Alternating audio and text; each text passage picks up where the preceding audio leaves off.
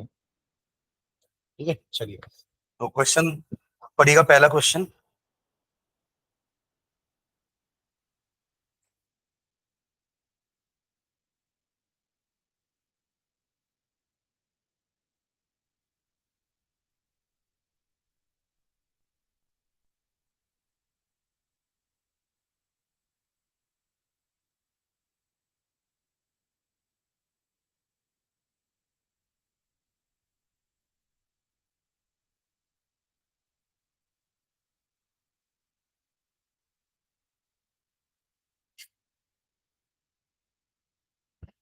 हाँ पढ़ रहे हैं। क्या है first question? On the basis of quantum numbers justify that the sixth period of the periodic table should have 32 elements. है ना, क्वांटम नंबर्स के हेल्प से आपको जस्टिफाई करना है कि सिक्स पीरियड में 32 एलिमेंट्स होते हैं। अब देखो, अपन पहले ये समझते हैं कि सिक्स्थ पीरियड में कौन कौन से ऑर्बिटल्स का फिलिंग होता है। सिक्स्थ पीरियड मतलब कौन से हो गए? सेकंड लास्ट है यहाँ से, जिसमें वो लैंथेनॉइड्स मतलब लैंथेनम है, जिसके बाद अपन एफ ब्लॉक में घुस जाते हैं। तो सिक्स पीरियड में सब स्टार्ट करते हैं अपन। तो देखो, आपको वो ब्लॉक क्लियर होना चाहिए कि एस होता है, फिर डी होता है, फिर पी है और नीचे है। तो शुरुआत में क्या आता है अपने पास? S block. तो पहले हम क्या भरते हैं? 6s। इसके दो ग्रुप्स हैं, group number 1 and group number 2। ये सबसे पहले ये वाला भराने वाला है। उसके बाद आपका चालू हो जाएगा, लैंथेनम आ गया। बट लैंथेनम के बाद हमको पता है कि लैंथेनॉइड्स है 14 एक जैसे। उसके लिए अपन को नीचे जाना पड़ेगा, यानी कि 4 का एफ।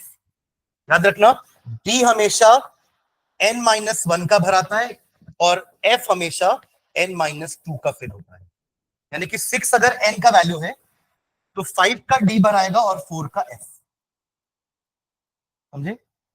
5 का d भराएगा इस ऑर्बिट में और 4 का f। देखो, अगर यही अगर फिफ्थ होता ना, फिफ्थ पीरियड में, तो फिफ्थ पीरियड में 4 का d भराता और 3 का f तो होता ही नहीं है, वरना वो भी भराता। आप समझ रहे हो मैं क्या बोल रहा हूं?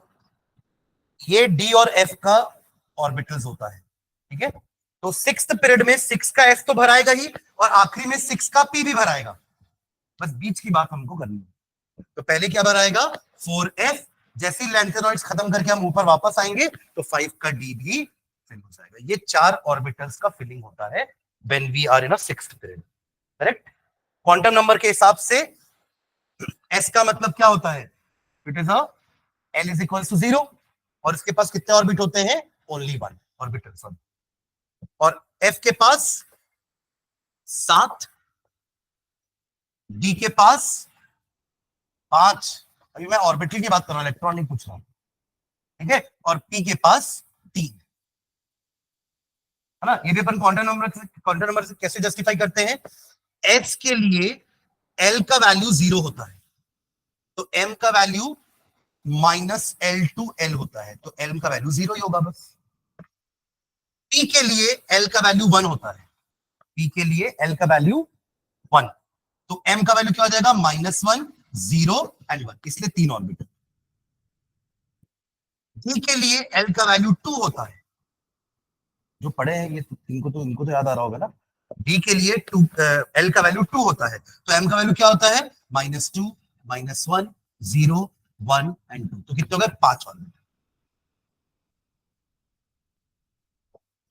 लास्ट f के लिए l का वैल्यू 3 होता है, तो -3, -2, -1, 0, 1, 2, 3, टोटल 7 ऑर्बिटल्स। अब हर ऑर्बिटल में 2 इलेक्ट्रॉन रहते हैं, तो इधर हो गए टोटल 6 वाले में कितने इलेक्ट्रॉन? 6 में कितने इलेक्ट्रॉन हो जाएंगे? 2 इलेक्ट्रॉन 6 में, f में 14, फिर आपका 5 का d था ना, 5 का d, इसमें 10 और इसमें 6 ऐड कर दो, यू विल गेट 32। हो जाएगा? ठीक है, चलो उसको लिखते हैं, थोड़ा अच्छे तरीके से लिखते हैं इसको, आंसर, इसके आंसर को।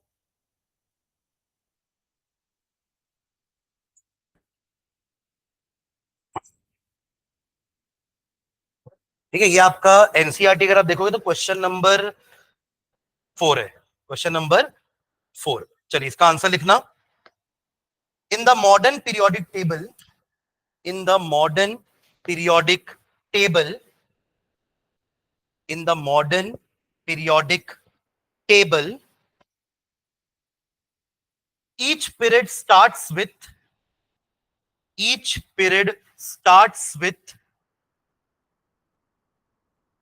in the modern periodic table, each period starts with the filling of a new principal. Each period starts with the filling of filling of a new principal energy level. A new principal energy level.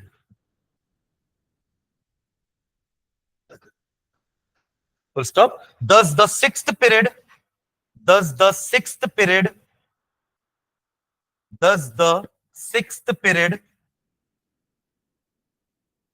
begins with the filling of thus the sixth period begins with the filling of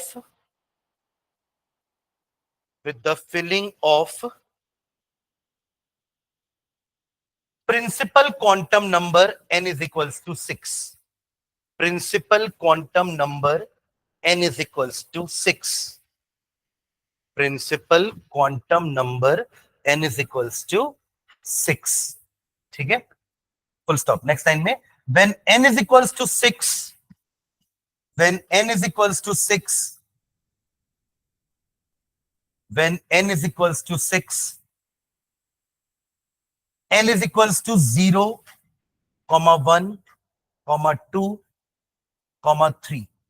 L की चारों value होती है, मतलब 6 का S भी होता है, 6 का P भी होता है, 6 का D भी होता है, पर F नहीं होता ना, मतलब अपन F यूज कर सकते हैं बट आज तक जरूरत नहीं पड़ी 6 के F की. ठीक है, ओके. नेक्स्ट लाइन में according to Aufbau principle, according to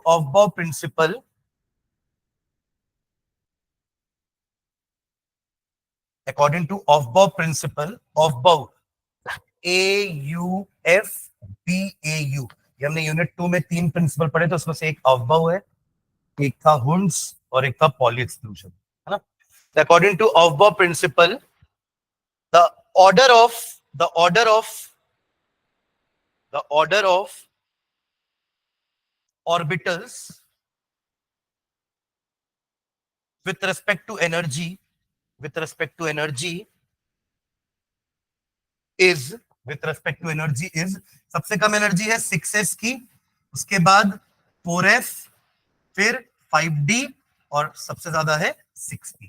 तो इसी ऑर्डर में आपके orbitals भराएंगे, 6s, 4f, 5d, 6p. ठीक है, एक एक करके सबके ऑर्बिटल्स लिखते हैं, नीचे में लिखना 6s has one orbital, 6s has one orbital, comma 4f have 7, comma 5d have 5 and 6p has 3. Total 16 orbitals. Total 16 orbitals. समझे क्या? 6s have 1, 4f have 7, 5d have 5 and 6p have 3. Total 16 orbitals, which can have maximum 32 electrons. Which can have maximum 32 electrons. Which can have maximum 32 electrons. ठीक है, therefore sixth period has 32 elements. Last line, therefore sixth period has 32 elements.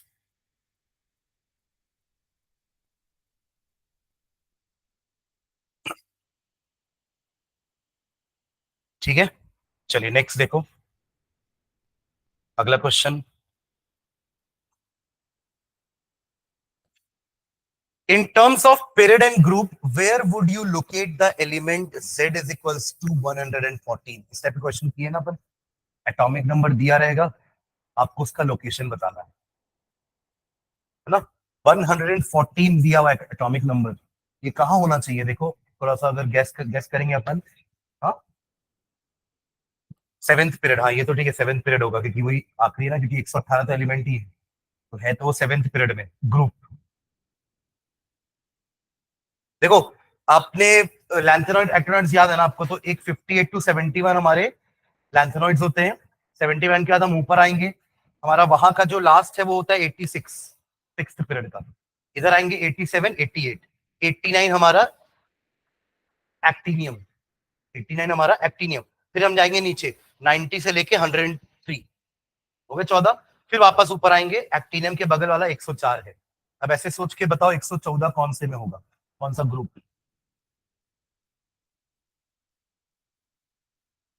आप पीछे से भी counting कर सकते हो ना, 118वां जो है वो 18th ग्रुप में है, तो 17 ग्रुप में 117वां होगा, 16वां होगा 116 में, मतलब 116 होगा 16वां ग्रुप में, तो 15वें ग्रुप में होगा 115, तो 14th ग्रुप में होगा 114। नहीं क्लियर है? ठीक है, चलो लिख लो इसका आंसर।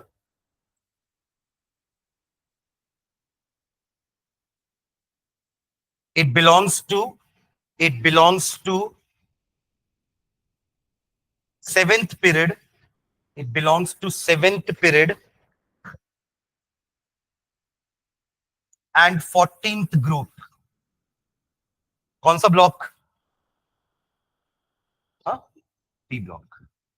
पी में तो आ गया 13, आपका 13 से 18 पूरे पी ब्लॉक है। 13 से 18 क्या है? P block. 3 से 12 T block, 1 and 2 R S block and actinoids and lanthanoids R F block. ठीक है, तीनों लिख लेना, seventh period, 14th group and P block element, P block element. ठीक है, अब देखो इसको अपन ऐसे भी जस्टिफाई कर सकते हैं। आप इसका क्या लिखोगे? पूरा इलेक्ट्रॉनिक कॉन्फ़िगरेशन। क्या लिखोगे?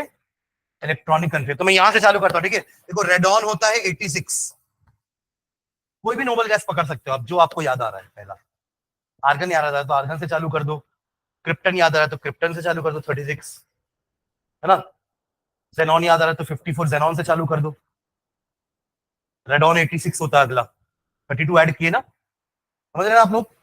हीलियम आपका 2 था, 8 ऐड किए तो, सॉरी हाँ हीलियम 2 था, 8 ऐड किए तो नियोन आया 10, 8 और ऐड किए तो आर्गन आया 18, 18 ऐड किए तो क्रिप्टन आया 36, फिर और 18 ऐड किए तो 54 आया जेनॉन।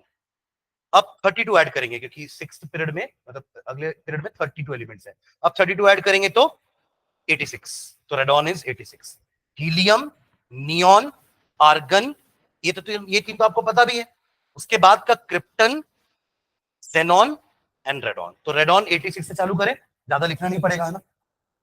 चालू करें 86 के बाद, तो अब अपना चालू होगा तो रेडॉन तक ऐसा लिखेंगे। देखो कंफिगरेशन कैसे लिखते हैं, Z इज इक्वल्स टू 114 का मैं कंफिगरेशन है, तो रेडॉन तक सेम है। वहां से चालू करूंगा 7s2 87 88, करेक्ट। 5f14, कहां तक पहुंच गए अपन?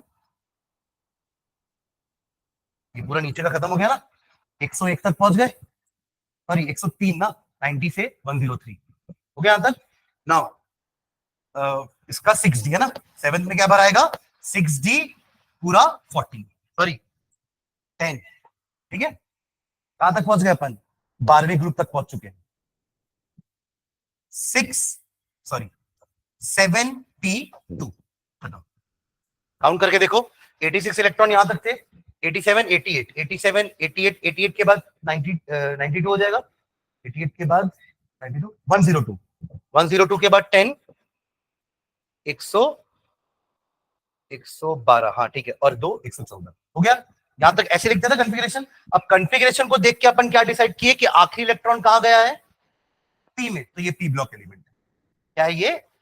ऐसे तो अपन ट्रिक लिखे है ना कि क्योंकि आखिरी इलेक्ट्रॉन पी में गया है तो it is a P block element, correct. और आखिरी वाला सबसे बड़ा वाला एन का वैल्यू क्या है? 7, तो it belongs to seventh period. अब ग्रुप के लिए हमने पी का अलग लिखा है रूल, एस का अलग लिखा है, डी का अलग रूल लिखा है। पी के लिए क्या लिखे हैं? जितना इनका आखिरी शेल में इलेक्ट्रॉन होगा, कितना है, 2, और ये 2, ये भी तो है ना, 7 तो ये भी है ना, 2 और 2 4, इसमें 10 ऐड कर देंगे तो ग्रुप नंबर क्या हो गया, 40। समझ आया क्या? तो ऐसे भी आप निकाल के दिखा सकते हैं। मतलब देखो, अगर 1 नंबर का क्वेश्चन पूछा तो आप सीधा लिख दो कि इस ग्रुप में, इस पीरियड में है। और अगर 2 नंबर का है तो ऐसे करके कंफर्मेशन करके दिखा दो कि कैसे आया, ये भी पूछना चाह रहा है एक्चुअली वो, तभी 2 नंबर का दिया है क्वेश्चन। तो ये इतना लिख दिए तो हमारा काम हो जाएगा। समझ आया क्या? Note down this also.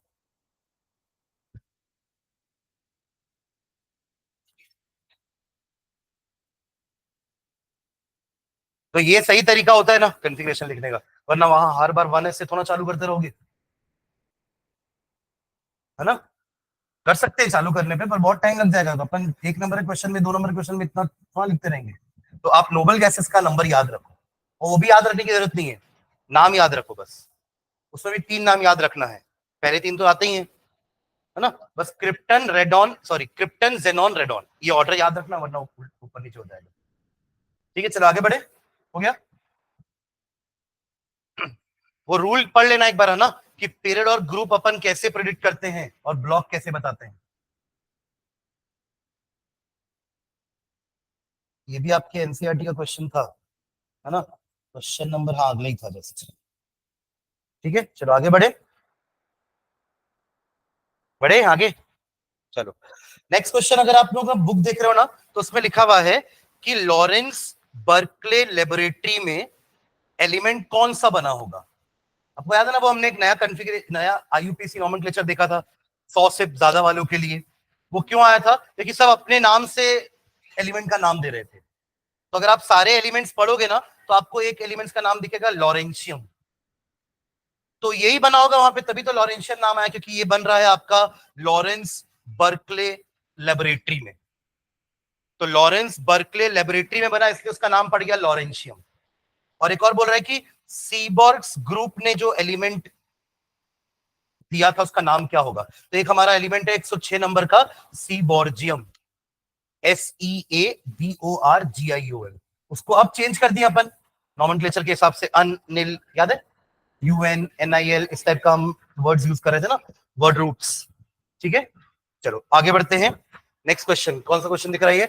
How do atomic radius very in a period and in a group, how do you explain the variation. देखो, मैं ये क्वेश्चन इसलिए डाला हूं कि हम ये समझ लें कि हमने जो सारी प्रॉपर्टीज पढ़ी है उनमें इस टाइप का क्वेश्चन आ सकता है, क्योंकि हमने हर प्रॉपर्टी में वेरिएशन देखा है along the group and across the period, top to bottom in a group and left to right in a period।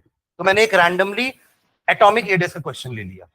अब इसी में एटॉमिक रेडियस को हटा करके आयनाइजेशन पोटेंशियल डाल सकता है, हटा करके इलेक्ट्रोनेगेटिविटी डाल सकता है, हटा करके इलेक्ट्रॉन गेन एंथैल्पी आ सकता है, हटा करके मेटालिक कैरेक्टर, हटा करके नॉन मेटालिक कैरेक्टर, हटा करके वैलेंसी, हटा करके बैलेंस इलेक्ट्रॉन। इतनी सारी प्रॉपर्टी पढ़ी है ना हमने। तो इस टाइप के क्वेश्चन हम एक्सपेक्ट कर सकते हैं, बट विथ रीजन, कि हम जो बोल रहे हैं कि ग्रुप में और पीरियड में ऐसा वेरिएशन हो रहा है, तो वो क्यों हो रहा है।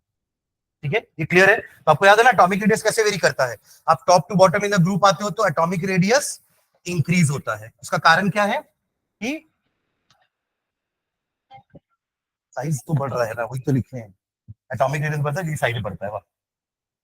एटॉमिक नंबर बढ़ रहा है, साथ में नंबर ऑफ शेल्स बढ़ रहे हैं, है ना। As as you are going down the group, एक एक शेल ऐड होते जा रहा है। तो हमारा रेडियस क्या होता है, आखिरी शेल और न्यूक्लियस के बीच का डिस्टेंस इज द रेडियस।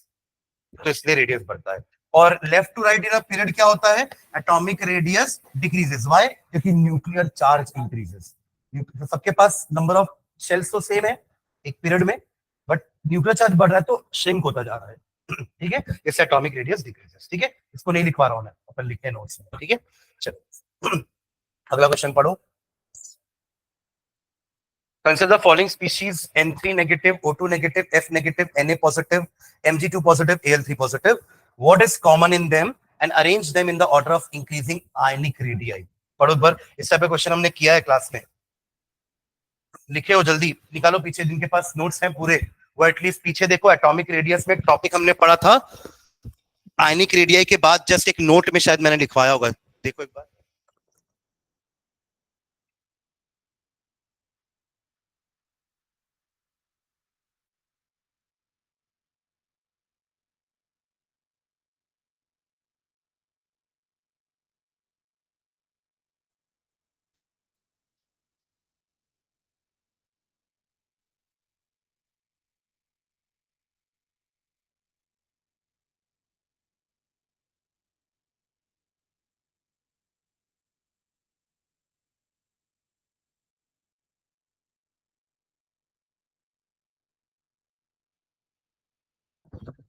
याद आया क्या?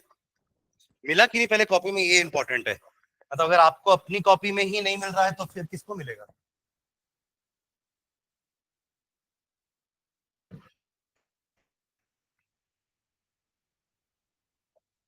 ऑनलाइन जो है उन लोगों को मिला कॉपी में। ये क्या है, ये सब क्या है? What are they? They are isoelectronic species having same number of electron. सबके पास कितने इलेक्ट्रॉन है? 10। सबके पास 10 इलेक्ट्रॉन है। तो ये इनका फर्स्ट का आंसर हो गया। What is common in them? तो electrons are common, they are isoelectronic species. और इनका रेडियस कैसे लिखे थे अपन? सबके में इलेक्ट्रॉन बराबर है ना, प्रोटॉन तो बराबर नहीं है, आया ना? तो जिसका न्यूक्लियर चार्ज ज्यादा उसमें अट्रैक्शन ज्यादा, तो साइज कम।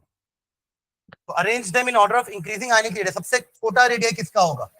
जिसका न्यूक्लियर चार्ज सबसे ज्यादा है, और वो कौन है? एल्यूमिनियम। तो एल्यूमिनियम सबसे छोटा होगा। अब फॉलोड बाय एक एक करके आप लिखते चलो। हाँ, उल्टा कर दो पूरा, है ना? पूरा उल्टा करना है, क्योंकि इसके पास है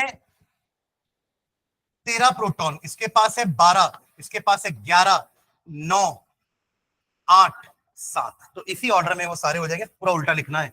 Mg2 positive, Na positive, F negative, O2 negative, और सबसे बड़ा है N3 नेगेटिव। क्लियर है? लिख लो उसको। क्या देख रहे?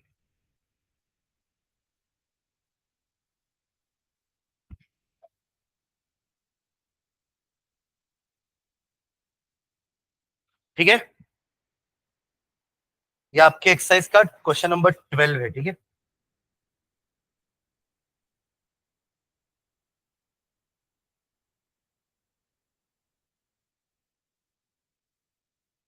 बढ़ो आगे।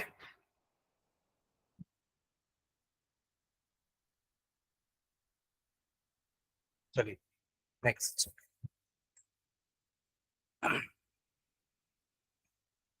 ऊपर का ना थोड़ा क्वेश्चन कट गया है।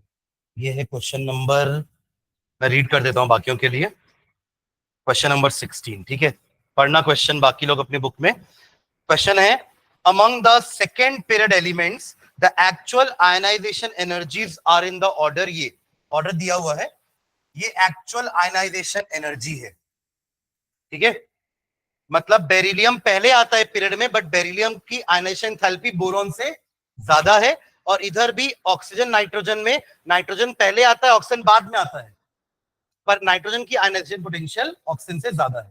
ये अपन लिखे भी आयनाइजेशन पोटेंशियल में नोट में कहीं पॉइंट, एक्सेप्शंस है ये।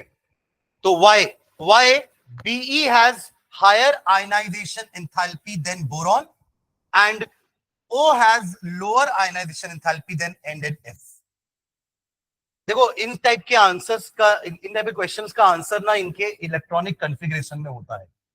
आप पहले बेरिलियम और बोरॉन का कॉन्फ़िगरेशन लिखो, तो आपको पिक्चर क्लियर होगी फर्स्ट क्वेश्चन की। देखो बेरिलियम का कॉन्फ़िगरेशन क्या होगा? 1s2 2s2, correct. और बोरॉन का 1s2 2s2 2p1। अरे बोरॉन 5 होता है ना भाई, और बेरिलियम 4 होता है। ये हुआ कॉन्फ़िगरेशन। अब आप देखो इलेक्ट्रॉन, ये पहले तो ये बताओ कि आयनाइजेशन पोटेंशियल मतलब क्या होता है? हाँ, the energy required to remove the outermost या loosely bounded electron from its isolated gaseous atom, ये होता है आयनाइजेशन पोटेंशियल। तो अब आप देखिए, बेरिलियम का एक इलेक्ट्रॉन आपको एस से निकालना है, 2s से, और वही बोरॉन का एक इलेक्ट्रॉन आपको 2p से निकालना है। कौन न्यूक्लियस के ज्यादा पास है? 2s ज्यादा पास है। तो किसको ज्यादा एनर्जी देनी पड़ेगी? किसको? इसलिए बेरिलियम का आयनाइजेशन पोटेंशियल बोरॉन से ज्यादा है। अगर आपने बस बस कॉन्फ़िगरेशन लिखा और कुछ नहीं किया अभी तक, कॉन्फ़िगरेशन से तो पता चलेगा ना कि कौन सा इलेक्ट्रॉन बाहर आने वाला है। क्लियर? दूसरा वाले का भी लिखे, ऑक्सीजन का और नाइट्रोजन का लिखते हैं। चलो पहले ऑक्सीजन का एटॉमिक नंबर होता है 8। 1s2 2s2 2p4 2p4। And nitrogen का 1s2 2s2 2p3। अब आपको लगेगा सर यहाँ तो दोनों ही, अभी अभी देख के तो ऐसे लगेगा कि सर दोनों तो पी से निकल रहा है, तो फिर क्यों फर्क हो रहा है। पर आपको और थोड़ी पिक्चर क्लियर होगी अगर आप इसका ऑर्बिटल डायग्राम बना करके देखोगे। तो यहाँ पे इलेक्ट्रॉन नाइट्रोजन में जो है वो एग्जैक्टली हाफ फील्ड से निकलेगा, इसलिए ज्यादा एनर्जी देनी पड़ेगी क्योंकि ये ज्यादा स्टेबल स्टेट में है, और ये तो चाहता है कि जल्दी मैं लूज करके स्टेबल बन जाऊं। समझिए क्या। चलो इसका आंसर लिखते हैं। लिखने का तरीका, आंसर लिखेंगे पहले फर्स्ट वाले का लिखते हैं ना, बेरिलियम वाला। आप लोग एक्सरसाइज लिख लेना, एक्सरसाइज क्वेश्चन नंबर 16, क्वेश्चन मत लिखते रहो ना। चलिए कोई आंसर लिखेंगे इसका। The ionization enthalpy, the ionization enthalpy, the ionization enthalpy depends upon the type of electron. The ionization enthalpy depends upon the type of electron to be removed. किस type का इलेक्ट्रॉन आप रिमूव कर रहे हो उस पर डिपेंड करता है ionization enthalpy. Type of electron to be removed from the same principal shell, from the same principal shell, यानी कि 2 के पास s भी है, 2 के पास p भी है, आसानी से इलेक्ट्रॉन p से निकलेगा, s से नहीं। लेकिन पेनिट्रेशन इफेक्ट याद है, जो ज्यादा पेनिट्रेटेड होगा न्यूक्लियस के पास होगा उससे इलेक्ट्रॉन निकालना उतना ही मुश्किल हो जाएगा। ठीक है, ओके। तो क्या लिखे, from the same principal shell, full stop. In case of Be beryllium, in case of De, bracket में उसका कॉन्फ़िगरेशन लिख लो 1s2 2s2। In case of Be, bracket में 1s2 2s2, the outermost electron is present in, the outermost electron is present in 2s orbital. The outermost electron is present in 2s orbital, while in B, B मतलब boron, while in B, capital B लिख रहे हो ना भाई, bracket में उसका configuration लिखो 1s2 2s2 2p1, while in B, bracket में आपने कॉन्फ़िगरेशन लिख दिया है, bracket close, it is present in 2p orbital. It is का मतलब आखिरी इलेक्ट्रॉन है ना, outermost electron. It is present in 2p orbital, while in B it is present in 2p orbital, full stop. Since 2s electrons are more strongly attracted, since 2s electrons are more strongly attracted by the nucleus, since 2s electrons are more strongly attracted by the nucleus than 2p electrons, then 2p electrons, comma, therefore lesser amount of energy, therefore lesser amount of energy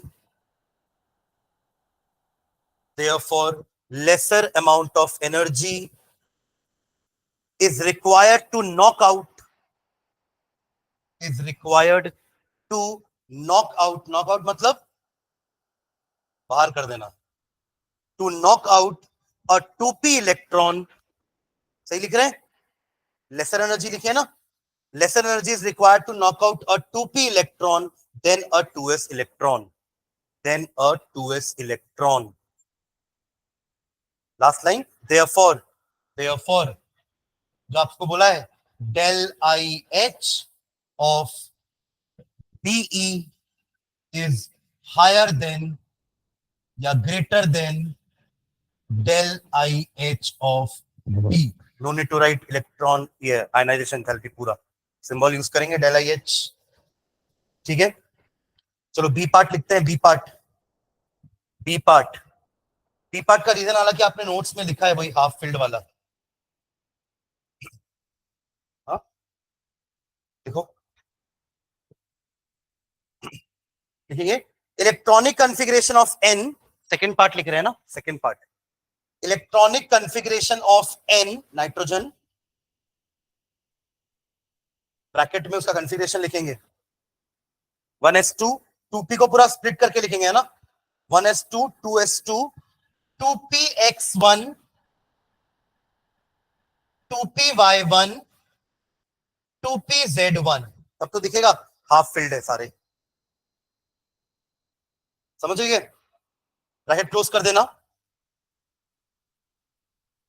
bracket close, in which 2p orbitals are exactly half filled, in which 2p orbitals are exactly half filled, 2p orbitals are exactly half filled, is more stable than, is more stable than, is more stable than electronic configuration of O, is more stable than electronic configuration of O, oxygen, bracket masa configuration 1s2 2s2 2px2 2py1 2pz1, oxygen का configuration वापस बोल रहा हूं 1s2 2s2 2px2 2py1 2pz1, bracket close, in which 2p orbitals are, in which 2p orbitals are neither exactly half filled, 2p orbitals are neither exactly half filled, 2p orbitals are neither exactly half filled nor completely filled, ना ही आधे field है ना ही पूरे field है।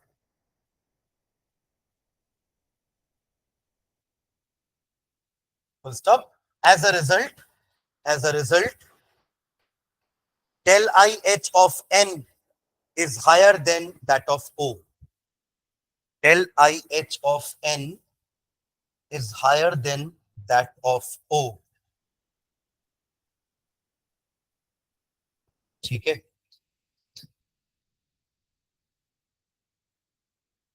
और F का क्यों ज्यादा है वो तो होना भी चाहिए ना, न्यूक्लियर चार्ज ज्यादा है उसका, ये तो नॉर्मल था तभी तो अपन ने N को एक्सप्लेन किया, N का न्यूक्लियर चार्ज कम था तो N का आयनाइजेशन पोटेंशियल O से कम होना चाहिए था, but because of stable configuration N का आयनाइजेशन पोटेंशियल ज्यादा हो गया।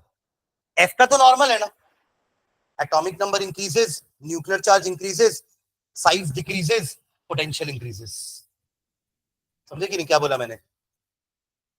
एटॉमिक नंबर बढ़ रहा है, O का एटॉमिक नंबर 8 है, F का 9 है, न्यूक्लियर चार्ज किसका ज्यादा है? F का, साइज किसका छोटा होगा? F का, तो न्यूक्लियस के पास कौन ज्यादा है? इलेक्ट्रॉन, F का, तो निकालने के लिए एनर्जी ज्यादा देनी पड़ेगी, तो ये तो सिंपल है F वाला, अरे हाँ है ना, O का N के साथ एक्सेप्शन है, बीई और बी वाला एक्सेप्शन है, क्योंकि पीरियड में बीई पहले आता है, बी बाद में आता है, और पीरियड में एन पहले आता है, ओ बाद में आता है, और हमने तो लिखा लेफ्ट टू राइट में पीरियड में जाओगे तो आयनाइजेशन पोटेंशियल इंक्रीजेस, तो उस हिसाब से तो ओ का एन से ज्यादा होना चाहिए था और बी का बी से ज्यादा होना चाहिए था, बट उल्टा हुआ, तो ये एक्सेप्शन है, एफ का तो ओ से ज्यादा होना ही चाहिए था, क्लियर है ना, उसका नहीं लिख पा रहा हूं रीजन, हो जाएगा वो, उसका रीजन बस यही है कि न्यूक्लियर चार्ज फ्लोरीन का ज्यादा है, ऑक्सीजन का कम है, करेक्ट। चलिए नेक्स्ट आगे बढ़ते हैं, पढ़िए next question, how would you explain the fact that the first ionization enthalpy of sodium is lower than that of magnesium and its second ionization enthalpy is higher than that of magnesium? Again configuration लिखोगे picture clear होगी, sodium और magnesium compare करने बोल रहा है ना, और first और सेकंड समझ में आ गया क्या है, पहले इलेक्ट्रॉन को बाहर निकालने के लिए जो एनर्जी दे रहे हैं वो फर्स्ट आयनाइजेशन एंथैल्पी, और सेकंड को बाहर निकालने के लिए जो एनर्जी दे रहे हैं वो है आपकी सेकंड आयनाइजेशन एंथैल्पी, समझ रहे हैं क्या? तो देखो सोडियम का कॉन्फ़िगरेशन क्या है, 1s2 2s2 2p6 3s1, correct, और मैग्नीशियम का क्या है, 1s2 2s2 2p6 and 3s2, अरे उसके बाद वाली तो है ना। अब देखो पहला इलेक्ट्रॉन इसका निकालना आसान है, क्या लिखा है, enthalpy of sodium is lower than, मतलब del I H one of sodium is lower than del I H of H1 of magnesium, correct, ये पहला पार्ट है। और दूसरा पार्ट क्या है, उल्टा, del I H two of sodium is greater than del I H two of magnesium. देखो ऐसा क्यों, सोडियम वैसे भी, हाँ हाँ, पहला इलेक्ट्रॉन सोडियम से निकल गया तो सोडियम तो स्टेबल हो गया, दूसरा सोडियम निकालेगा ही नहीं, पर तब भी अगर आप कोशिश करोगे कि निकालने की तो आपको एनर्जी ज्यादा देनी पड़ेगी। और मैग्नीशियम तो दूसरा निकालना चाहेगा ही, Mg2 पॉजिटिव होता है, वो 2 इलेक्ट्रॉन लूज करके अपना नियॉन का कॉन्फ़िगरेशन अटेन करेगा ना। सब खेल किस चीज का हो रहा है, स्टेबिलिटी। सब चाहते हैं कि अपने नियरेस्ट नोबल गैस जैसे बन जाए, उनका नोबल गैस कॉन्फ़िगरेशन अटेन करने। तो दोनों के लिए नियरेस्ट नोबल गैस कौन है, नियॉन, जिसका कॉन्फ़िगरेशन है 1s2 2s2 2p6, सब 2p6 बनना चाहते हैं। तो इसके लिए एक इलेक्ट्रॉन लूज करके काम हो जाएगा, इसको 2 लूज करना पड़ेगा, इसलिए इसकी सेकंड वाली कम होगी, इसकी सेकंड वाली ज्यादा है। फर्स्ट वाली इसकी क्यों कम है, न्यूक्लियर चार्ज कम है बोल सकते हैं, क्योंकि पीरियड में तो है, पीरियड में तो वैसे भी हम लेफ्ट टू राइट जाएंगे तो आयनाइजेशन पोटेंशियल बढ़ती है ना। और न्यूक्लियर चार्ज क्योंकि मैग्नीशियम का ज्यादा है, सोडियम का कम है, तो ज्यादा अट्रैक्टेड होगा आखिरी इलेक्ट्रॉन मैग्नीशियम के न्यूक्लियस से इन कंपैरिजन टू सोडियम के न्यूक्लियस से। ठीक है, तो इसका आंसर लेते हैं, ये क्वेश्चन नंबर है आपका, मिला क्या, क्वेश्चन नंबर 17, जैसे अगले क्वेश्चन है, चलो लिखते हैं इसको। इसको आप सिंबॉलिकली भी लिख सकते हो, चलो पहले लिखते हैं कुछ लाइन फिर इसको लिख लेंगे। देखो, द ईसी, इलेक्ट्रॉनिक कॉन्फ़िगरेशन को शॉर्ट फॉर्म में ईसी लिख लो, द ईसी ऑफ, समझ जाओगे ना, समझ जाओगे तो ही लिखना, वरना भैया लिख लो पूरा, है ना। The electronic configuration of sodium is, the electronic configuration of sodium is Na, मतलब ना, is 1s2 2s2 2p6 3s1,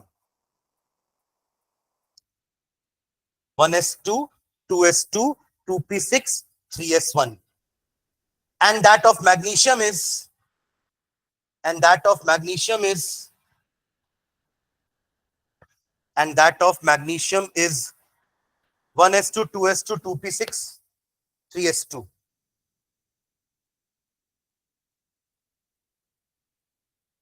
Full stop. In both the cases, in both the cases, in both the cases, first electron is to be removed from, in both the cases, first electron is to be removed from 3s orbital, 3s, दोनों का तो 3s orbital से निकलेगा ना आखिरी electron, 3s orbital, but nuclear charge of, but nuclear charge of, but nuclear charge of Mg, बोले तो magnesium, bracket में क्या लिखोगे, +12, न्यूक्लियर चार्ज कितना है मैग्नीशियम का, +12, और सोडियम का +11, nuclear charge of magnesium bracket में +12 is higher than that of Na, +11, bracket close करके, is higher than that of Na, bracket में +11, ठीक है।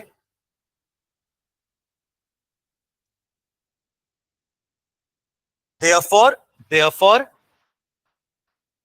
del IH1 of Na, del IH1 of Na, del IH1 of Na is lower than that of Mg, is lower than that of Mg.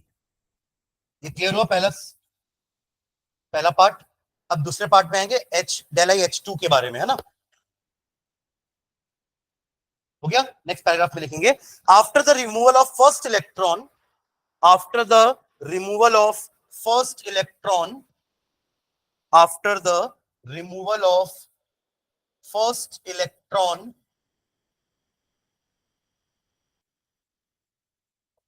comma, Na plus, Na ऊपर 1 plus डालना है ना, Na plus acquires the stable neon gas configuration.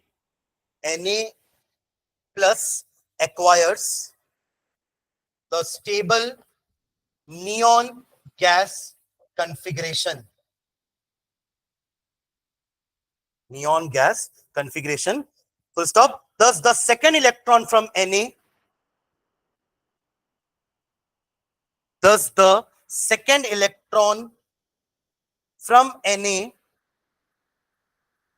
is to be removed from is to be removed from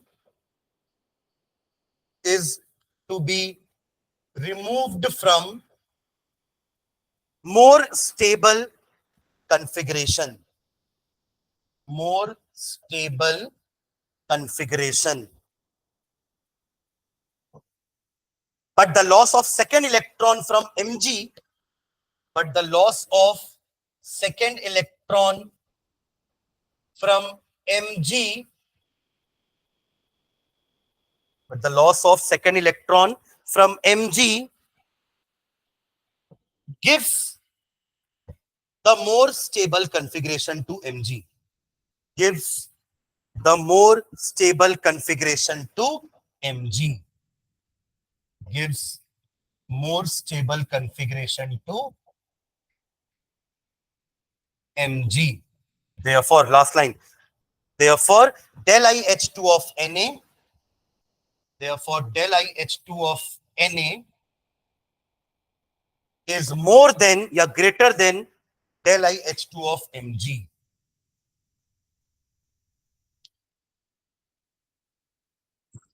Del I H2 of Na is more than del I H2 of Mg. ठीक है, तो ये दोनों line लिख लो बस. ये ऊपर तो मैं आपको एक्सप्लेन कर रहा था, इसको छोड़ देना. ये जो डब्बे में डाल रहा हूं उसको छोड़ देना. ठीक है, जो नीचे लिखा हुआ है ना वो लिख लेना बस.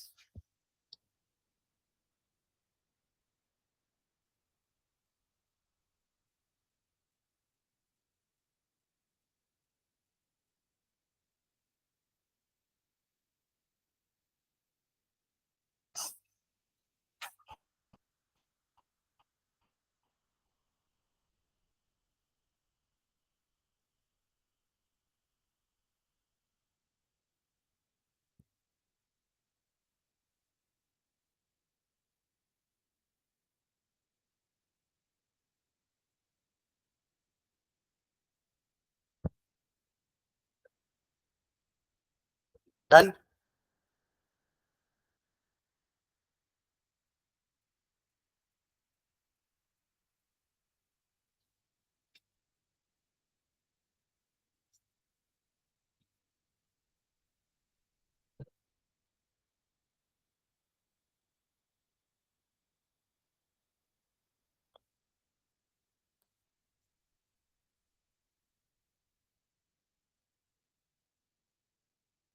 चलिए next.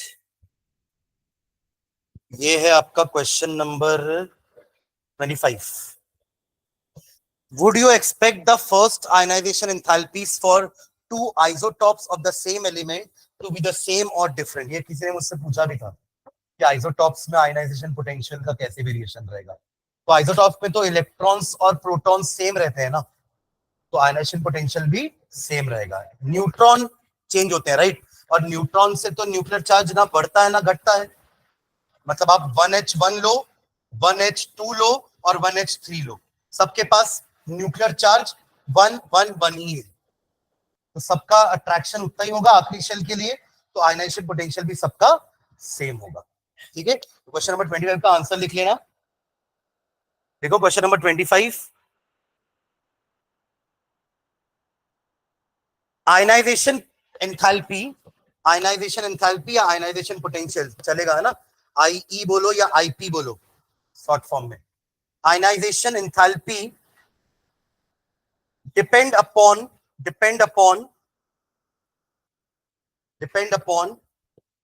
electronic configuration, depend upon electronic configuration,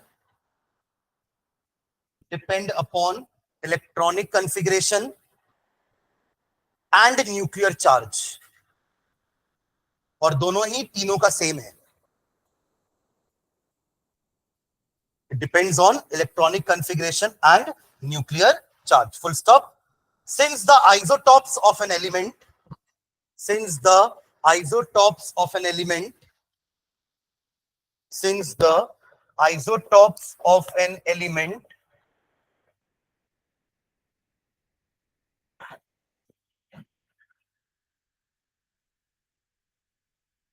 have same electronic configuration and same nuclear charge, since the isotopes of an element have same electronic configuration and same nuclear charge, same ionization, sorry, same electronic configuration and same nuclear charge, comma, they are expected to have same ionization enthalpy. Same nuclear charge, comma, they are expected to have same ionization enthalpy. They are expected to have same ionization enthalpy. Clear है? ठीक है? चलो next question. Use the periodic table to answer the following questions. पहला है identify an element with 5 electrons in the outer shell. Outer shell में जो जिसके पास 5 electron होगा वो कौन से ग्रुप में होगा? 5 वैलेंस इलेक्ट्रॉन तो नहीं हो सकते, वैलेंस इलेक्ट्रॉन वैलेंसी 5 नहीं हो सकती, बट वैलेंस इलेक्ट्रॉन तो 8 तक हो सकते हैं ना भाई। तो ये कौन से ग्रुप का, पहले ये बताओ जल्दी से। अभी तो अपन देखे थे ना कि अपन ग्रुप कैसे निकालते हैं, जिसका इलेक्ट्रॉन अगर देखो जिनके पास वैलेंस इलेक्ट्रॉन 1 और 2 है उनका वही ग्रुप होता है, जिनके पास 3 से 8 है ना अपन 10 ऐड कर देते हैं, पी ब्लॉक। तो ये कौन सा एलिमेंट है, कौन से ग्रुप का? ये 15th ग्रुप का एलिमेंट है। 15th ग्रुप मतलब कौन सा फैमिली? ब्लॉक पी है। नहीं वो 16 हो गया, नाइट्रोजन फैमिली। चैल्कोजेंस तो ऑक्सीजन फैमिली हो गए, चैल्कोजेंस और ऑक्सीजन फैमिली, हैलोजेंस फ्लोरीन वाला, और उसके बाद अपना नोबल गैस है। 16, 17, 18 का नाम दिए थे ना अपन, 16 का चैल्कोजेंस, 17 का हैलोजन, 18 का नोबल गैसेस, इनर्ट गैसेस।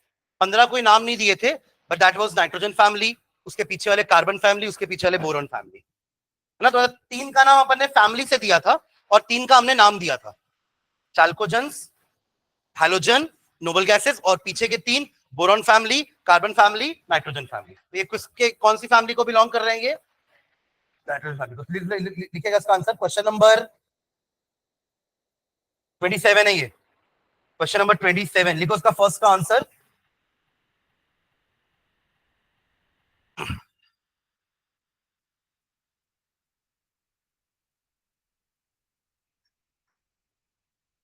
अच्छा, ये identify the electron in the outer, अच्छा सब शेल बोला है, सॉरी मैं आउटर शेल पढ़ा था, आउटर सब शेल बोल रहा है ना। सब शेल मतलब उसके पास एस भी हो सकता है, पी भी हो सकता है, और 5 इलेक्ट्रॉन तो पी में ही होंगे ना, एस में तो होंगे नहीं। एस में हो सकते हैं 5 इलेक्ट्रॉन, मतलब ये पी में 5 है, पी में 5 है मतलब उसका एस तो भरा होगा ना, तो ये 7 इलेक्ट्रॉन होगा एक्चुअली आखिरी शेल में। तो ये 15 नहीं, ये 17वां ग्रुप है। समझेगा क्या बोला मैंने? आउटर मोस्ट अगर शेल बोला होता ना तो आंसर 15 होता। सब शेल है मतलब 5 में 5 इलेक्ट्रॉन है, तो एस पूरा भर के ही तो 5 पी में गया होगा। तो कितने होंगे टोटल? 5 और 2 7, 10 + 7, सॉरी हाँ 70। देखो ध्यान देना ना, ये सब शेल है, शेल नहीं है, हैलोजन में आ जाएगा ये। ठीक है, चलो लिखो इसका आंसर लिखना। The general electronic configuration, the general electronic configuration of the element having, the general electronic configuration of the element having 5 electrons in outer subshell, 5 electrons in the outer subshell, 5 electron in the outer subshell is ns2np5, ऐसा लिखना, ns2np5। और ये किसका group का होता है? Group number 17। तो नीचे लिखेंगे this configuration is of group 17। This configuration is of group 17, क्योंकि आपके आखिरी शेल में इलेक्ट्रॉन 7 है। ग्रुप नंबर निकालने के लिए 10 + 7 कर देंगे। पी ब्लॉक एलिमेंट है ना ये, ठीक है। तो 17 दैट इज हैलोजन, हैलोजन, ठीक है। एग्जांपल ले लेते हैं, कौन कौन से होंगे इसमें? फ्लोरीन लिख सकते हैं, क्लोरीन हो सकता है, ब्रोमीन हो सकता है, आयोडीन। ये 4 कॉमन हैलोजन, ठीक है। चलिए अगला पढ़ के बताओ जल्दी से। Identify an element that would tend to lose 2 electrons. Magnesium हो सकता है, हाँ, कैल्शियम हो सकता है, यानी कि ग्रुप 2 एलिमेंट्स जिनके पास आखिरी शेल में 2 हैं, वो 2 लूज करेंगे ना तो पिछले वाले में 8 हो जाएंगे अपने आप। तो लिख लो उसका आंसर।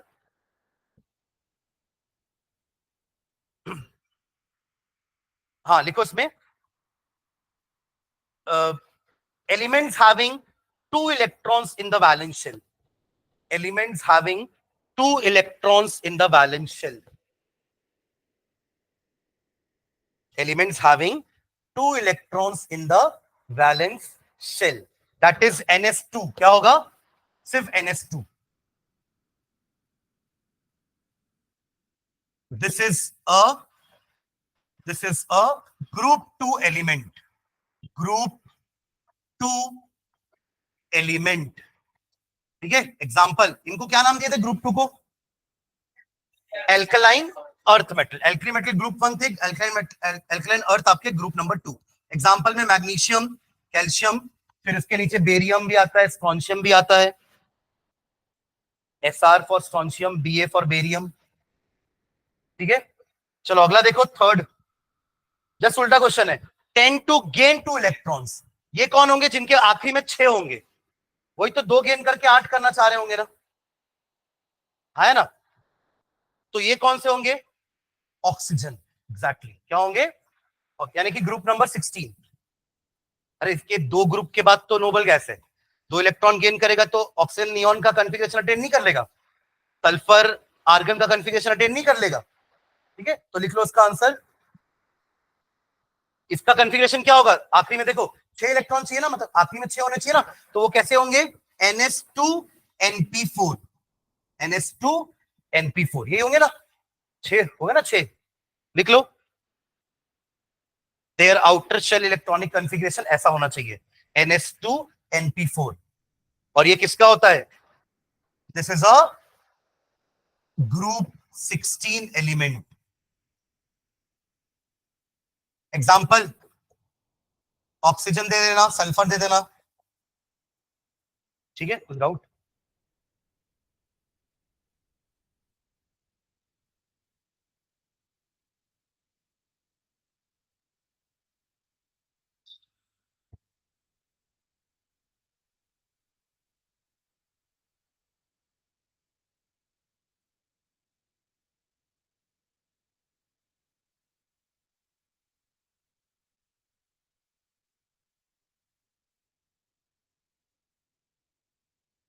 चलो हो गया, आगे बढ़े। चलो आगे। Identify the group having metal, non metal, liquid as well as gas at the room temperature. तो मेटल तो गैस नहीं होगा, मेटल लिक्विड होता है कौन सा? मर्क्यूरी। मर्क्यूरी कौन से ग्रुप में आता है?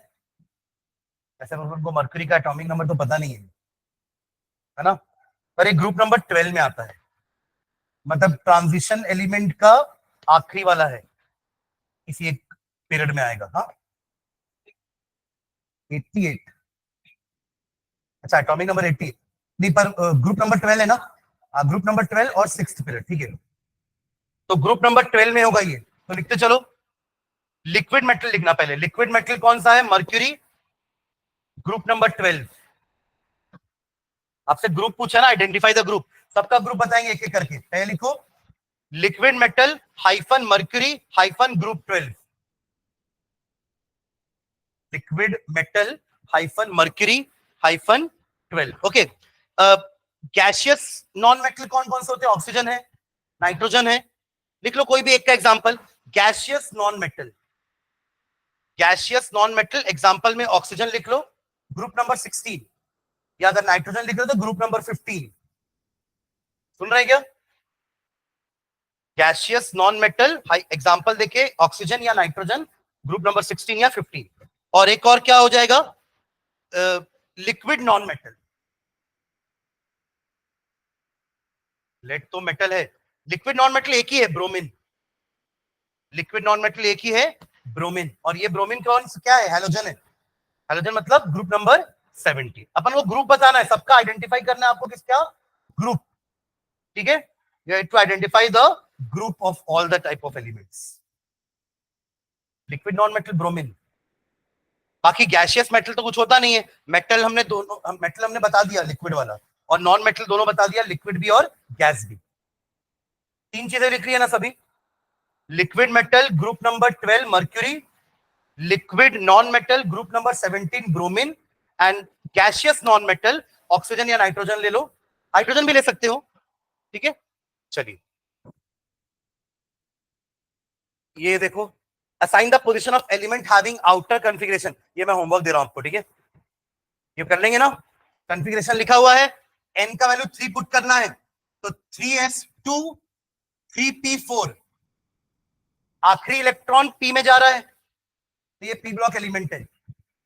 4 + 2 6 + 10 16th group, third period, p block. यही बाकी दोनों के लिए भी करना है। समझ आया क्या? क्या बोला मैंने? Third period, p block and 16th group. 16th group कहां से आया? 2 + 4 6 + 10। p ब्लॉक के लिए अपन ग्रुप कैसे निकालते हैं? आखिरी शेल में जितने भी इलेक्ट्रॉन है उनमें 10 ऐड कर देते हैं। ठीक है, ये दोनों हो जाएंगे। ठीक है, चलो इसको बनाना, ये दोनों होमवर्क रहेगा। ठीक है, क्वेश्चन नंबर साइड 11, ये अच्छा क्वेश्चन है, इसको देखेंगे। ये आपका question number 31, question number 31, question number 31। चलो इसको समझते हैं ना, क्या क्या चीजें दी हुई हैं। Based on the value of del I H1 H2 and H del Eg, तीन कॉलम बने, सबको दिख रहे तीन कॉलम? हाँ, पहला कॉलम किसका है? डेल आई H1 का है ना, दूसरा कॉलम है डेल आई H2 का, और तीसरा कॉलम है डेल EGH का। सबको दिख रहा है कॉलम? बनाना मत है ना। और एलिमेंट्स का नाम नहीं दिया है, वरना तो आप बता ही दोगे ना कौन मेटल है कौन नॉन मेटल है। तो एलिमेंट्स का क्या दिया हुआ है? रोमन नंबर दे दिया है, element 1, element 2, element 3, element 6। Question clear है सबको? मतलब एलिमेंट 1 का, सुनो टेबल कैसे रीड करोगे। एलिमेंट 1 का फर्स्ट आयनाइजेशन एंथैल्पी है 520 किलो जूल पर मोल। एलिमेंट 1 का सेकेंड आयनाइजेशन एंथैल्पी है 7300 किलो जूल, और एलिमेंट 1 का इलेक्ट्रॉन गेन एंथैल्पी है -60 किलो जूल पर मोल। ऑल द वैल्यूज, यूनिट क्या है सबका? Kilo joule. सब एनर्जी लिखी हुई है ना, आइदर आयनाइजेशन एंथैल्पी या फिर इलेक्ट्रॉन गेन एंथैल्पी लिखी हुई है, और सबका यूनिट क्या होगा? किलो जूल पर मोल। चलो अब आपको वैल्यू देख करके, बेस्ड ऑन द वैल्यूज आपको प्रेडिक्ट करना है कि इनमें सबसे लीस्ट रिएक्टिव एलिमेंट कौन सा है। लीस्ट रिएक्टिव एलिमेंट वो होगा, सुन रहे हैं क्या? लीस्ट रिएक्टिव एलिमेंट वो होगा जो ना इलेक्ट्रॉन आसानी से लूज कर रहा है, ना आसानी से गेन कर रहा है, क्योंकि उसको जरूरत ही नहीं है, यानी कि नोबल गैसेस। हाँ है ना? देखो अगर एक मेटल होता तो आसानी से इलेक्ट्रॉन लूज कर रहा होता, तो उसका आयनाइजेशन एंथैल्पी कम होता। अगर वो नॉन मेटल होता तो वो आसानी से इलेक्ट्रॉन गेन कर रहा होता, तो उसका electron gain enthalpy highly negative होता। तो ऐसा कोई एलिमेंट खोजो जिसका आयनाइजेशन एंथैल्पी भी बहुत ज्यादा है और इलेक्ट्रॉन गेन एंथैल्पी पॉजिटिव है। अब देख रहे हैं क्या? देखो एक ही तो है पॉजिटिव डेल Eg वाला, वो है आपका 48, फिफ्थ नंबर का, दिख रहा है क्या? और उसकी आयनाइजेशन एंथैल्पी में भी गौर फरमाओ एक बार, कितनी ज्यादा है? 2300 और 5200, आया ना? मतलब ये डेफिनेटली नोबल गैस ही हो सकती है, जो ना इलेक्ट्रॉन लूज करना चाह रही है ना गेन करना चाह रही है। समझ गए क्या? चलो लिख लो इसका आंसर, फर्स्ट ए वाले का, एलिमेंट 5, एलिमेंट 5, एलिमेंट 5। ठीक है, इसका रीजन भी ना कॉमा डाल के छोटा सा में लिख लेना। क्या रीजन लिखोगे? Del I H1 and H2 are very high, del I H1 and H2 are very high, and del EGH is positive. And del EGH is positive. Del EGH is positive. समझ गया क्या? चलो अब second पढ़ना. Second most reactive metal बोल दिया है, तो मेटल तो वही अच्छा होगा जिसका आयनाइजेशन एंथैल्पी सबसे कम होगा. कौन है सबसे कम वाला आयनाइजेशन एंथैल्पी? सेकंड ना. 6 कहां? 6 का तो 738 है. सेकंड का 419 है ना. तो सेकंड ही आपका सबसे रिएक्टिव मेटल होगा. हाँ या ना. सबसे पहला इलेक्ट्रॉन कौन लूज करेगा सबसे फास्टर? सेकंड नंबर वाला. क्योंकि उसको 419 देने पे वो लूज कर रहा है. बाकी को देखो 520 देना पड़ेगा, या 1681 या 1008 या 2372 या 738. तो मोस्ट रिएक्टिव मेटल कौन है इसमें से? Element number 2. लिख लो एलिमेंट नंबर 2. और रीजन क्या है इसका? हाँ, it has least del I H1. ऐसा लिख लेना कॉमा देके. It has least del I H1. समझ में आ रहा है क्या? It has least del I H1. ठीक है. चलो third question. Most reactive non metal. अब उल्टा देखना है, किसका सबसे ज्यादा नेगेटिव del EGH है? कहां फर्स्ट? थर्ड. -328. सबसे ज्यादा नेगेटिव del EGH. देखो मेटल के लिए del IH कम होना चाहिए और नॉन मेटल के लिए del EG सबसे ज्यादा नेगेटिव होना चाहिए. वो तो एलिमेंट थर्ड ही दिख रहा है. दिख रहा है? लिख लो एलिमेंट 3. एलिमेंट 3. और इसमें कॉमन क्या लिखेंगे? Most negative del EGH. जिनमें जो जो दिया हुआ है उसके लिए बात कर रहे हैं अपन, है ना. Most negative del EGH.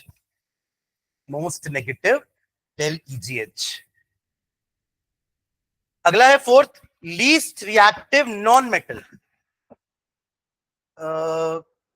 नहीं, 6 तो मेटल है, 738 है ना उसका. आपको नॉन मेटल खोजना है. पहले देखो नॉन मेटल खोजने का सबसे पहला तरीका क्या होता है पता है? आप देखो जिसका del IH ज्यादा है, थर्ड फोर्थ फिफ्थ. दिख रहा है? अब उनमें भी फिफ्थ तो आपका नोबल गैस है. थर्ड तो अभी आपने बोला कि हाँ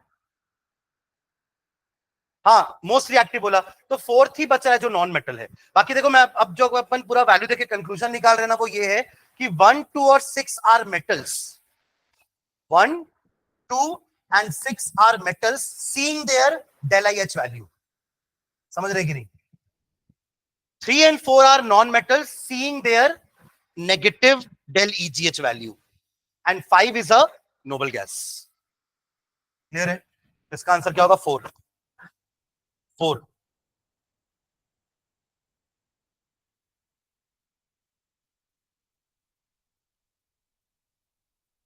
ठीक है. चलो अगला देखो. Metal which can form a stable binary halide of the formula MX2. Metal पूछ रहा है ना. मेटल हमारे तो 1, 2 और 6 ही हैं. इनमें से MX2 देखो तब बनेगा, ध्यान देना, ये बहुत इंपॉर्टेंट है ना. MX2 बना रहा है मतलब वो मेटल 2 पॉजिटिव वाला है. हाँ या ना. जैसे MgCl2, CaCl2, NaCl नहीं. सुन रहे हैं क्या? मतलब उसका सेकेंड आयनाइजेशन एंथैल्पी भी कम होना चाहिए. पहला इलेक्ट्रॉन तो आसानी से निकल ही रहा है क्योंकि तीनों मेटल है, बट सेकेंड जिसका आसानी से निकल रहा है वो 2 पॉजिटिव बना पा रहा होगा. तो उन तीनों में कौन है जिसका सेकंड सबसे कम है? 6th वाले का. बाकी का देखो दोनों मेटल हैं 1 और 2, बट उनका सेकंड आयनाइजेशन एंथैल्पी कितना ज्यादा है? 7300. हो सकता है उन दोनों में से कोई एक सोडियम हो सकता है. हो सकता है कि नहीं? क्योंकि एक निकालेगा दूसरा जरूरत ही नहीं निकालने का. कौन बैठेगा, कौन देगा 7300 किलो जूल पर मोल एनर्जी सेकेंड इलेक्ट्रॉन निकालने के लिए? तो आंसर क्या होगा? 6.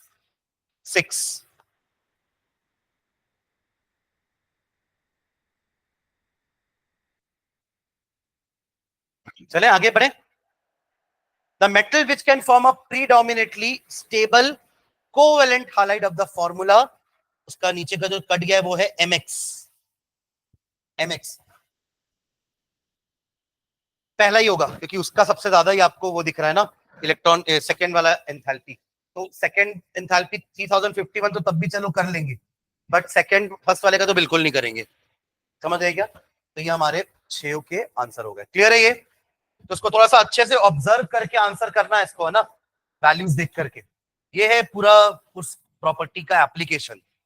कभी नहीं आएगा सर डिफाइन करने के लिए डिफाइन आयनाइजेशन पोटेंशियल, है ना, बहुत कम ही है चांस कि ऐसा पूछ ले आपसे।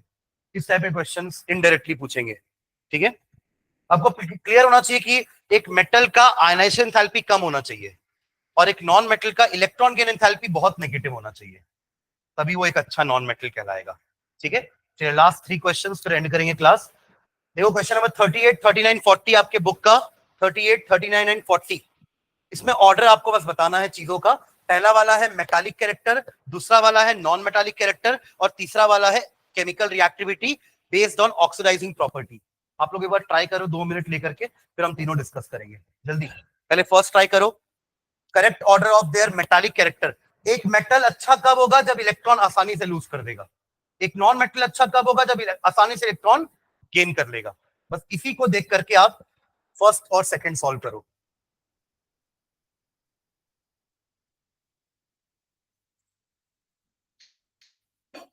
2 मिनट लो, तीनों देखो, फिर एक साथ तीनों डिस्कस करेंगे।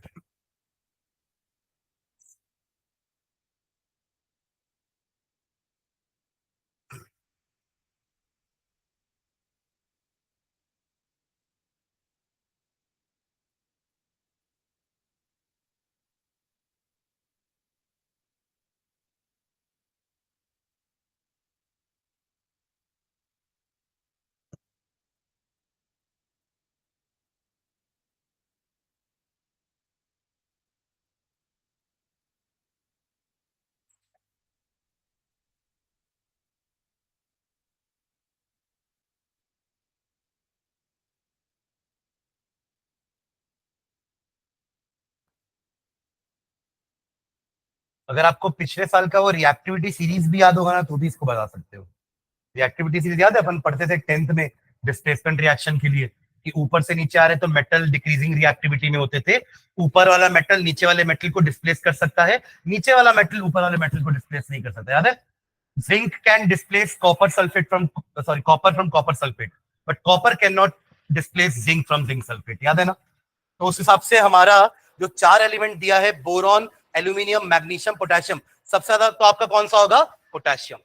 और एक ही ऑप्शन है जिसमें पोटेशियम मुझे सबसे हाईएस्ट दिख रहा है, ऑप्शन डी। हाँ हाँ, सोडियम पोटेशियम ऐसे चलता है, एल्यूमिनियम मैग्नीशियम वगैरह। अब देखो, नहीं तो हम ऐसे भी कर सकते हैं कि लेफ्ट टू राइट में, ध्यान देना, लेफ्ट टू राइट अगर आप जाते हो तो मेटालिक कैरेक्टर डिक्रीज होने लगता है, क्योंकि आपको पता है राइट साइड में तो नॉन मेटल्स है, यानी जो लेफ्ट मोस्ट में होंगे वो सबसे ज्यादा मेटालिक है। तो लेफ्ट मोस्ट में इन सब में से आपका पोटेशियम ही है, फर्स्ट ग्रुप में है पोटेशियम, मैग्नीशियम सेकंड ग्रुप में है, एल्यूमिनियम आगे 13th ग्रुप में है, और बोरॉन और एल्यूमिनियम में बोरॉन ऊपर है, एल्यूमिनियम नीचे। Top to bottom electronegativity decreases, तो मेटालिक कैरेक्टर इंक्रीजेस। आपको याद है ना, जो प्रॉपर्टी पीरियड में इंक्रीज होती है वो ग्रुप में डिक्रीज होती है, या वाइस वर्सा। तो मेटालिक कैरेक्टर पीरियड में डिक्रीज हो रहा है, ज्यादा से कम, तो ग्रुप में इंक्रीज होगा। तो एल्यूमिनियम और बोरॉन में aluminium is more metallic than boron. ये ऊपर नीचे है, बोरॉन के नीचे ही एल्यूमिनियम। सुन रहे हैं क्या? पहला 20 का तो लोकेशन आपको एकदम माइंड में रहना चाहिए कि ऑक्सीजन के नीचे सल्फर है, फ्लोरीन के नीचे क्लोरीन है, बोरॉन के नीचे एल्यूमिनियम है, कार्बन के नीचे सिलिकॉन है, नाइट्रोजन के नीचे फॉस्फोरस है। पहला 20 को आपको एकदम पिक्चर क्लियर होना चाहिए कि हाँ इसके नीचे ये दिख रहा है मुझे, पीरियड टेबल पहले 2 पीरियड का। समझ रहे हैं क्या? तो क्लियर है, option D, potassium is the most reactive, then magnesium, aluminium. आगे जैसे अपन पीरियड में बढ़ रहे हैं तो मेटालिक कैरेक्टर डिक्रीज होता जा रहा है। ठीक है, चलो अगला वाला प्रेडिक्ट करो। यहां आपको नॉन मेटालिक कैरेक्टर बताना है।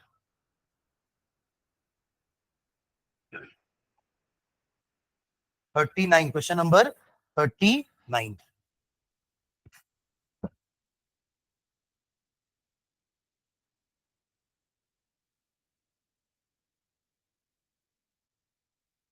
अब नॉन मेटालिक कैरेक्टर यानी कि electronegativity increases, non metallic character increases. ठीक है, क्या क्या दिया आपको? Boron, carbon, nitrogen, fluorine, all belong to second period, all belong to second. Second period में हम लेफ्ट टू राइट जाएंगे तो मेटालिक कैरेक्टर बढ़ता जाएगा, उस हिसाब से फ्लोरीन का सबसे ज्यादा होना चाहिए, फिर नाइट्रोजन, फिर कार्बन।